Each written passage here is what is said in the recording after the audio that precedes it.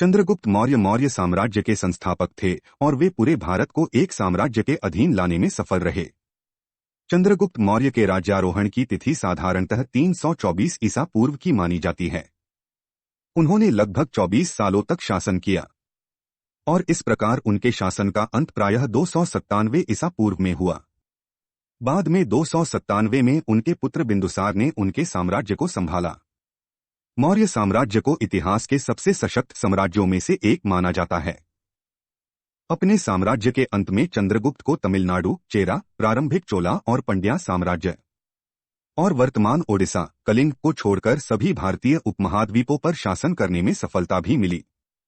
उनका साम्राज्य पूर्व में बंगाल से अफगानिस्तान और बलोचिस्तान तक और पश्चिम के पाकिस्तान से हिमालय और कश्मीर के उत्तरी भाग में फैला हुआ था और साथ ही दक्षिण में प्लेटो तक विस्तृत था। भारतीय इतिहास में चंद्रगुप्त मौर्य के शासनकाल को सबसे विशाल शासन माना जाता है। चंद्रगुप्त ने अलेक्जेंडर द ग्रेट के यूनानी सुदूर पूर्वी शासनकाल को भी निर्मित किया और अलेक्जेंडर के सबसे शक्तिशाली शासक सेलुकस प्रथम निक्टोर को युद्ध में पराजित किया और परिणामस्वरूप गठबंधन के इरादे से चंद्रगुप्त ने सेलुकस की बेटी से मित्रता की भावना से विवाह कर लिया ताकि वे सशक्त साम्राज्य का निर्माण कर सके और यूनानी साम्राज्य से अपनी मित्रता को आगे बढ़ा सके। इसके चलते भारत का पश्चिमी देशों से संबंध निर्मित होता गया और आसानी से भारतीय पश्चिमी देशों से व्यापार भी करने लगे।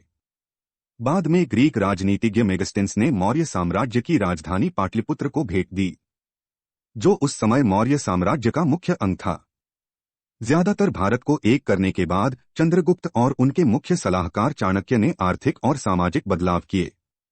उन्होंने भारत की आर्थिक और राजनैतिक स्थिति में भी सुधार किए और चाणक्य के अर्थशास्त्र को ध्यान में रखते हुए राजनैतिक सुधार करने हेतु केंद्रीय प्रशासन की स्थापना की गई। चंद्रगुप्त कालीन भारत को प्रभावशाली और नौकरशाही की प्रणाली अपनाने वाले भारत के रूप में जाना जाता है, जिसमें सिविल सेवाओं पर ज्यादा से ज्यादा जोर दिया गया था।